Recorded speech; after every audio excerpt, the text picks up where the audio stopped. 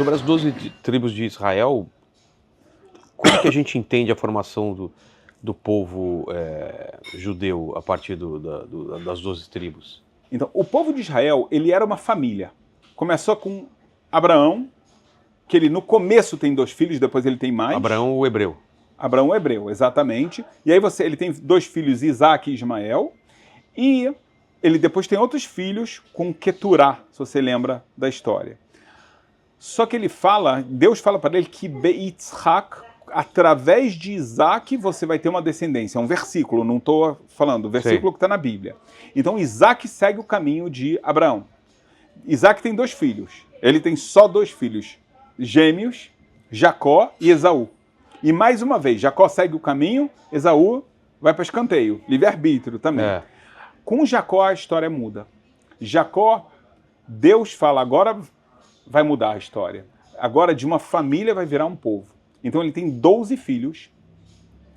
E esses 12 filhos vão formar cada um uma tribo de Israel. Cada um com uma peculiaridade. Cada um com uma missão diferente dentro do povo de Israel e para o mundo todo. Cada um vai ter um ensinamento. Cada um vai ter algo específico que dessa forma ele vai revelar Deus no mundo. Então por isso você tem 12 caminhos, 12 tribos que começam a partir disso a fazer parte do povo de Israel. A primeira vez que você ouve falar de povo de Israel é o faraó que fala, no começo do livro de Êxodos. Então o povo de Israel ele é formado através dessas 12 tribos. Curiosamente, tem 2 formas de você contar as 12 tribos.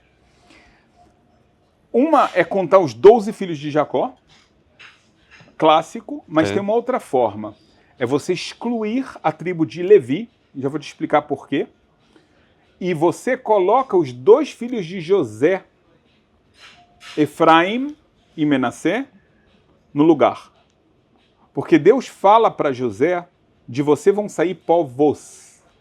Então são 2 tribos. E por que você tira Levi? Fez alguma coisa de errada? Não. Mas Levi é uma tribo especial, que essa tribo tem uma missão de trabalhar no templo e de serem mestres da palavra de Deus. Por acaso eu sou dessa tribo. Ah, é? É, mas não conta para ninguém. Tá. Então eu sinto isso também como uma missão tribal. E por que não pode ser uma tribo isso? E não, então é como se eles estão acima disso. Ah, tá. Então você tem 12 tribos, eu vou te dar um exemplo. Na hora de dividir a terra de Israel entre as 12 tribos, Levi não recebe. Ah, é? É, não tem. Levi vai morar nas cidades de refúgio, mas ele não tem uma herança como Simão, Judá, Ruben, o hebraico já vem direto, Reuven e etc. Ele não tem.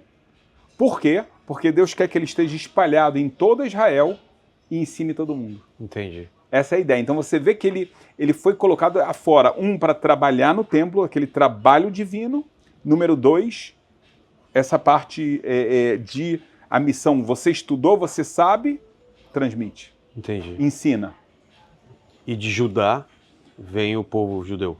Judá, por quê? Porque, na verdade, na época do filho de Salomão, em português, acho que é Reboboão, mas em hebraico é Rehavam, o Estado de Israel teve uma guerra civil. Entre as tribos? Na verdade, entre 2 personagens. O rei Rehavam, filho de Salomão, que ele teve uma ideia ruim. Qualquer semelhança parecida com a realidade é mera coincidência, resolveu aumentar os impostos. Mas você não conhece isso, né? Não. Países como a Suíça... Fazem isso, nada a ver com outros países que falam a nossa língua. Isso, tá? que taxam as pessoas. Não. Nada de blusa, nada assim, né? Então, o que acontece? Ele toma essa decisão, então vem um outro líder, que é Yerovam, o nome parece, acho que é Jeroboão em português. Jeroboão, ok? E ele fala, não, então a gente vai ter vai criar um outro estado. O que aconteceu? Então Israel se dividiu entre o estado de Judá, chamado Estado de Judá, e Estado de Israel. Reinado, na verdade, de Israel e reinado de Judá. Por que Judá? Porque a principal tribo, a tribo da realeza é Judá. Então eles representam a realeza. E o outro está com várias outras tribos. E o que acontece é que essas tribos que foram atrás de Jeroboão, elas muito rapidamente praticam idolatria, saem do caminho e muitas delas são inclusive extintas. Então o lugar que ficou realmente forte e por mais tempo foi o reinado de Judá. Então tem muito a ver de Judá, Entendi. judeus, por causa dessa divisão, uma guerra civil que aconteceu. Pô, entendi. Muito triste. Estamos chegando perto do final, Rabino, e vamos voltar ao assunto da guerra, né? Você não falou que ia ser 11 horas? Então, falta pouco para 11, né? O sol já está se pondo lá no fundo, olha. E voltar um pouco a falar sobre a guerra. A gente falou sobre livre-arbítrio, falou sobre a guerra. E onde está Deus? Onde está Deus nessa guerra? Muita gente está se perguntando. Tanta atrocidade aconteceu, vem acontecendo. Deus não pode impedir esse tipo de coisa? Deus pode tudo, mas tem uma coisa que ele raramente vai vir para interceder no livre-arbítrio das pessoas. Senão acabou o motivo da gente estar aqui. O motivo da gente estar aqui é a gente poder tomar as decisões corretas de fazer o bem ou o mal. Se Deus vir e ele fazer a guerra completamente acabar com isso, então você vai ver que na história, na Bíblia, você vê passagens onde Deus veio, ele fez essa intervenção, mas é muito raro. É muito raro. Você vê que desde que o povo de Israel sai do Egito, os milagres vão diminuindo. No Egito, 10 pragas milagrosas, o mar se abre milagroso, o maná cai dos céus e as nuvens, ótimo. Quando você chega em Israel, cadê tudo isso? E por quê? Desapareceu, porque Deus quer que a gente viva uma vida natural, onde ele está oculto e você tem que buscar ele. E você tem que encontrar ele, você tem que saber que ele está aqui. Então, por um lado é importante entender que não é que Deus não está, Deus está. Só que ele está, vamos falar no seu estado, entre aspas, natural. Se ele intervir, acabou o livre-arbítrio. E não é esse o objetivo do mundo. Sim. Um ponto, se eu for um pouquinho mais profundo, olha só. Rogério, as pessoas perguntam, cadê Deus nessa situação? Sabe onde é que Deus estava? Aqui. Em todos os lugares onde estava acontecendo tudo isso. Nos kibbutz? Em todos os lugares. As pessoas pensam erradamente que Deus não está quando acontecem tragédias. As pessoas pensam, olha... Terremoto. Qualquer coisa. Desastres naturais ou quando o ser humano faz o desastre. São duas coisas diferentes. Sim, sim. Mas as pessoas falam, quer dizer que Deus não está mais aqui. E elas estão completamente enganadas. E isso é causa de mais sofrimento. Deus, ele é Deus. A gente não entende ele. A gente não sabe compreendê-lo. Mas ele tem um motivo que só ele entende completamente de fazer um terremoto. Por que ele fez e por que essas pessoas foram afetadas, eu não sei. Tá? Mas pensar que esse mundo está vivendo ao léu sem nenhum comandante é completamente errado. Deus é o Criador, mas ele não é só o Criador. Ele é aquele que mantém o universo. Se Deus cortasse a energia, o universo acabava. Quer dizer que Deus, ele não somente ele criou o universo, ele segue mantendo o universo a cada segundo, a cada momento. A gente fala isso nas nossas preces matinais todos os dias. A gente fala que Deus mechadesh betuvó, Deus renova através da sua bondade, bechol yom tamid, todos os dias, continuamente, maaseh bereshit, o ato da criação. Então, quando acontece algo, Deus, ele não desapareceu. Ele está e ele tem um objetivo. Tem que saber que, quando a tragédia é natural, as pessoas que morreram, Deus não vai acabar com elas depois. Pode ser que elas saíram desse plano, Sim. mas não acaba a vida delas. Só que Deus está esperando algo das pessoas que ficaram. Eu quero saber agora o comportamento de vocês dentro da tragédia. Cada um vai olhar para o seu umbigo ou a gente vai olhar para todo mundo? A gente vai olhar para o próximo, a gente vai melhorar, ou a gente vai deixar o mundo como ele está. A mesma coisa a guerra. A guerra, ela é terrível. Guerra é uma coisa dura, cruel, amarga. Mas tem que saber uma coisa. Ela tem benefícios também.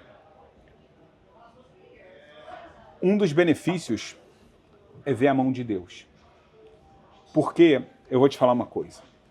Você não tem como explicar um país que mais de 10 mil bombas fatais são enviadas aqui.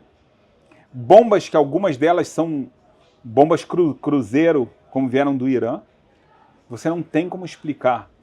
Tudo você falar que é o domo, Iron Dome. Iron Dome, domo de ferro, que está... Eu vou te falar uma coisa, você está se enganando. Até, porque ele não é hermético. 2, eu tenho um amigo do exército. Ele contou, é inacreditável. Ele estava responsável por tirar... Ele viu um míssil que ia cair muito perto daqui. Ele falou, vai cair em Petah Tikva, uma cidade muito povoada. Eu tenho que acionar. Não funcionou. Putz. Não funcionou. Ele falou, e ele ficou desesperado. Ele falou, Deus me ajuda, Deus me ajuda. Eles não gastam à toa. Cada míssil desse é muito dinheiro. Sim. Eles gastam aquilo que vai cair aqui. Ele falou, eu vi com os meus olhos. Estava marcado o sistema do exército. Ele calcula. Cair lá em Petah Tikva, no meio, meu Deus. Ele falou, você viu o míssil do nada, como se estivesse vindo um vento, jogou ele no mar. Então, na verdade, você tem coisas da guerra que Deus, às vezes, através da tragédia, ele se revela. Na minha opinião, você viu isso com o povo de Israel. Existia uma divisão aqui em Israel, antes dessa guerra, que ela doía de se ver. Ideológica. É uma divisão que ela não é simples. Tá? Uma divisão de pessoas que acreditavam muito nos terroristas, na bondade dos terroristas. Ah, é? Aqui dentro? Uma viés de esquerda que falava, não, a gente tem que fazer com meio que eles são terroristas e mataram nossos filhos, eles vão se arrepender e vai dar tudo certo. E uma viés fala, olha, não, a gente tem que ser forte e dessa forma é que vão respeitar a gente. Então, e de repente, na hora que você tem que batalhar, porque essa ingenuidade acabou, você viu uma união... Ela foi suplantada pela própria realidade, né? Exato. Você viu uma união que você não via há tempo. E as pessoas choram, não importa se ela era de um lado ou de outro, e batalham, não importa de onde elas são, e por quem eu estou batalhando. Eu estou batalhando por todos os meus irmãos e não tem diferença nenhuma. Então acabou que você é curioso. Mas na nossa vida também é assim, na nossa vida pessoal. Às vezes, dos momentos difíceis, é que a gente sai mais fortificado, com mais fé, a gente sai com mais força e a nossa vida pode se transformar. Você sabe que uma das coisas que eu faço na vida, eu não tenho muito tempo hoje, mas eu aconselho casais, mais de 20 anos que eu faço isso. E uma coisa muito curiosa, quando às vezes é um casal em crise, a minha visão não é ver agora a crise, é ver a essência do relacionamento. E dessa forma, mostrar para eles isso. Porque o trabalho é deles. Tá? A minha missão é mostrar isso. Então o que acontece? Você às vezes consegue trabalhar, o casal que está disposto, que tem a humildade, a vontade, o que acontece? Eles se tornam muito mais próximos, o amor deles é muito maior depois da crise do que antes. Então, crises, às vezes, são momentos propícios para depois você ter uma iluminação muito maior. A guerra, ela é terrível, não vou economizar nisso, mas, ao mesmo tempo, ela é uma oportunidade de fortalecer a fé, ver Deus controlando esses 10 mil mísseis, e você vê a população. Vou te falar uma coisa, na maior parte da guerra, a população de Israel viveu normalmente. Meus filhos, eu tenho 8 só, Trabalhando, estudando. Trabalhando.